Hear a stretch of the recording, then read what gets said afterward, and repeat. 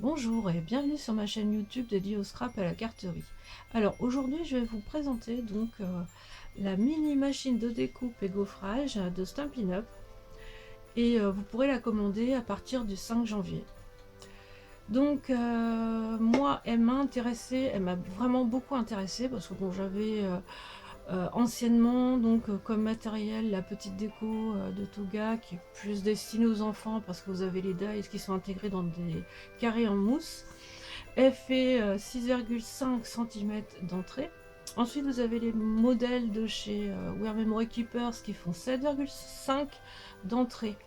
Après, on basculait directement dans les modèles comme la Big Shot ou alors la machine aussi de découpe, la plus grande en fait de Stampin' Up, et dont les entrées font un format A5, 15,5 à peu près. Et après on va tabler dans les beaucoup plus grandes, dont la Mademoiselle Toga en fait, qui elle c'est un format A4 directement. Donc celle-ci elle est vraiment très très bien. Alors je vais vous expliquer pourquoi. C'est au niveau des dimensions.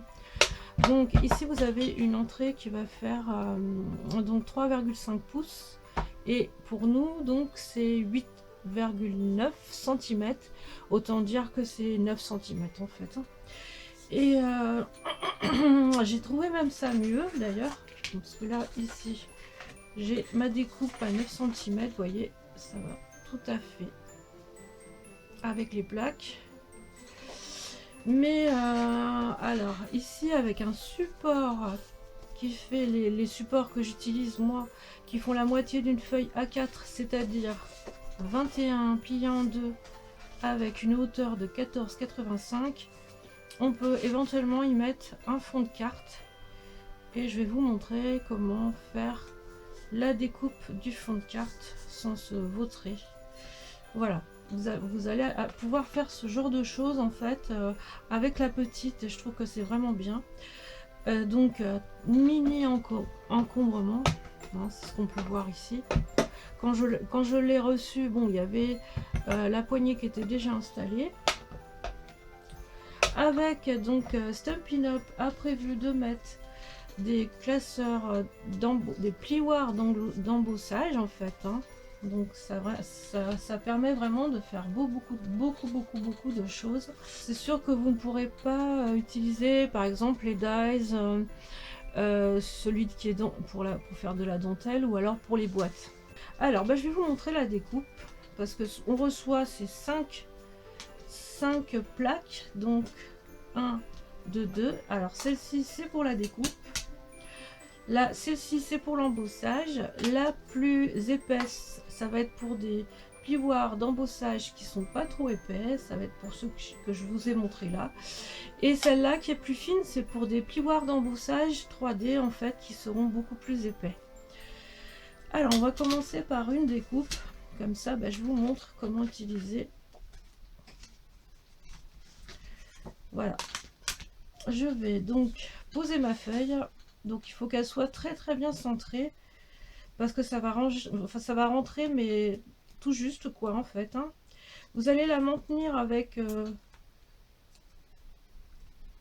donc du washi tape.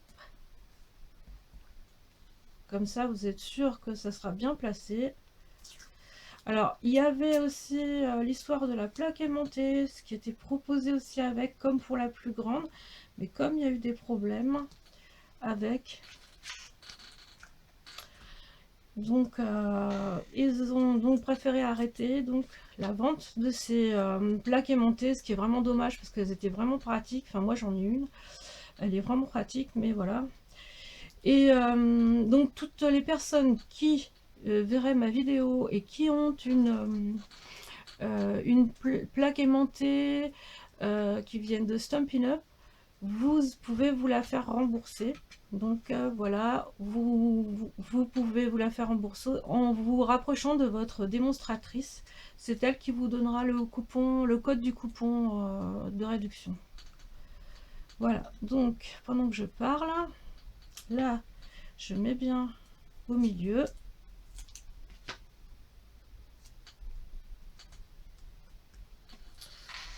Je prends donc mes deux plaques.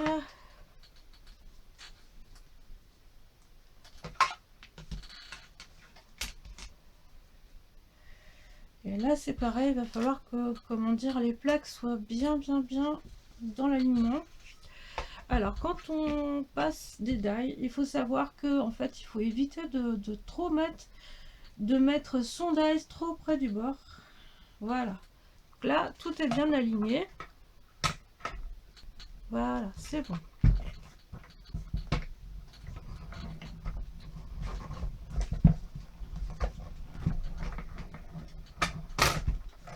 La machine est neuve, donc c'est vrai que ça force un peu, mais c'est normal.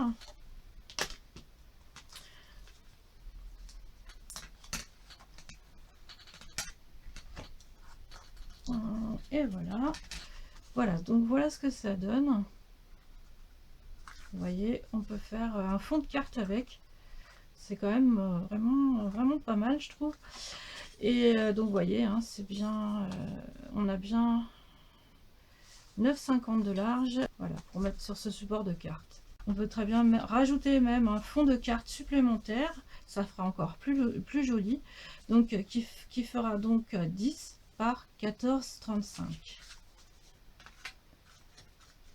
Alors cette fois-ci, donc je vais vous montrer comment ça se passe pour un pivoire d'embossage. Je vais prendre celui-ci. Alors là, on oublie les plaques transparentes et on utilise la gris claire et la blanche. Alors, est-ce que c'est dans le bon sens? Et c'est vraiment étudié pour. Voilà. Bon. Ok.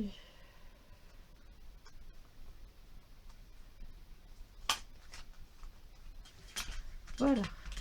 Alors donc on va faire comme pour les die, hein, on va la mettre un petit peu donc avant, sinon ça passera pas. Et voilà, ça tourne et ça avance. Et voilà. Et donc vous avez votre embossage qui est fait, vraiment voilà. Donc je pense que je vais faire beaucoup de choses. Je ne sais pas si j'ai oublié de vous parler de certaines choses, mais je crois pas. Voilà. Donc elle est vraiment très intéressante parce qu'en fait par rapport à des machines plus grosses, voilà, ça à transporter c'est vraiment pas très lourd quoi. Voilà, donc je vous souhaite de belles créations et je vous dis à bientôt pour une autre vidéo.